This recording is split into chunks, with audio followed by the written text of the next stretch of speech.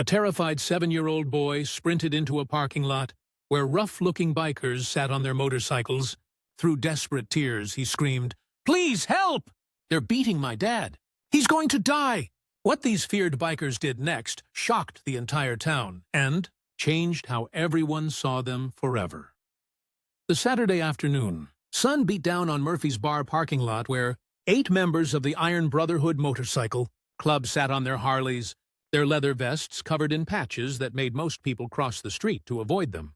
Jake Martinez, the club's 45-year-old president, with gray-streaked beard and tattooed arms, was discussing their upcoming charity ride when a small boy came running from the alley behind the bar, his face streaked with tears and absolute terror, his thin frame shaking as he stumbled toward these intimidating men who represented his only hope.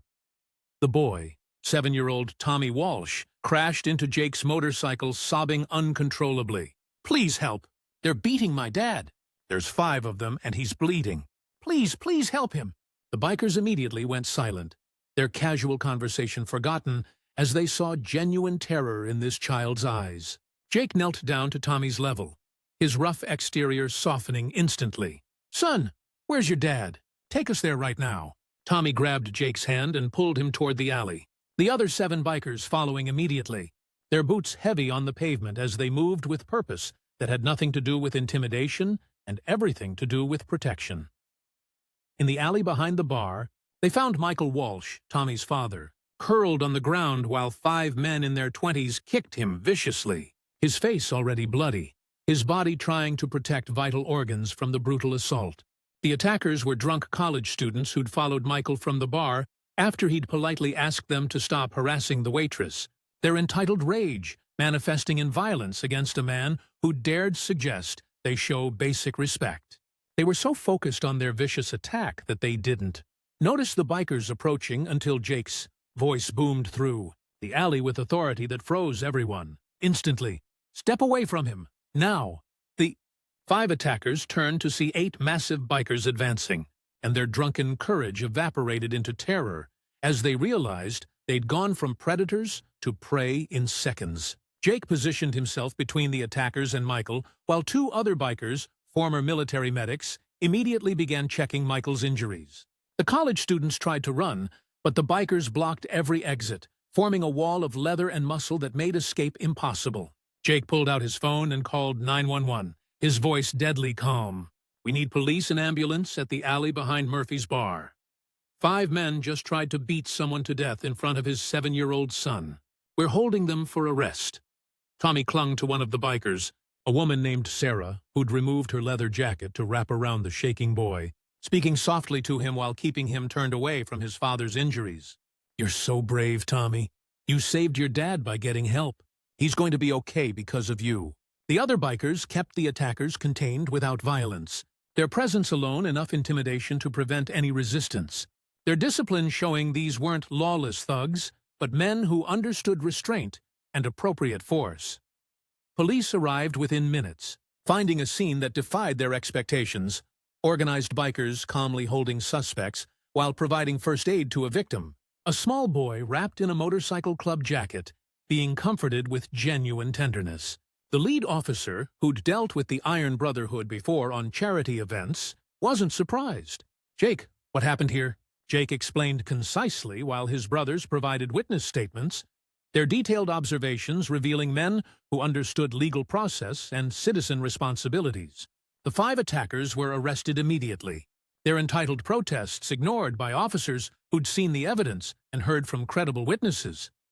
Michael Walsh regained consciousness in the ambulance, his first word a terrified, "Tommy?" Sarah brought the boy to his father's side, and Michael pulled his son close, despite his injuries. "You're so smart, buddy. You found the best help possible."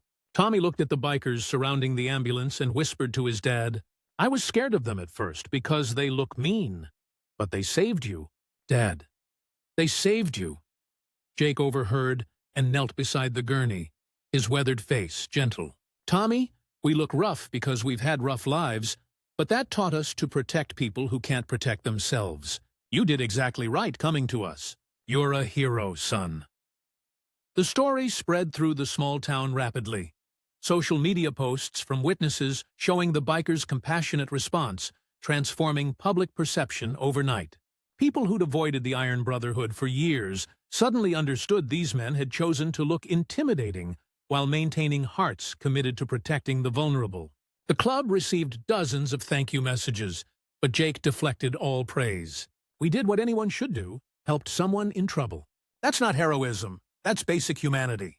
The fact that people are surprised says more about society's judgments than our character. Michael recovered fully over the following months, and his first outing after medical clearance was to the Iron Brotherhood's clubhouse, where he brought Tommy to personally thank the men who'd saved his life. The bikers welcomed them with genuine warmth, and Tommy lost all fear of these massive tattooed men when he saw them playing with their own children at the family barbecue, realized these feared bikers were fathers and grandfathers whose rough exteriors protected hearts shaped by hard experiences that taught them compassion through survival. Jake gave Tommy an honorary club patch reading, "Bravest Kid We Know," and Tommy wore it proudly, understanding that courage isn't about looking tough, but about running toward help when someone needs saving. That appearances deceive and hearts reveal truth. That the scariest-looking people can be the gentlest protectors. And that judgment based on appearance blinds us to the reality that humanity exists in unexpected forms, proving real strength protects the weak, real courage helps the helpless, and real character reveals itself not in appearance, but in action when someone desperately needs saving, and unlikely heroes answer the call.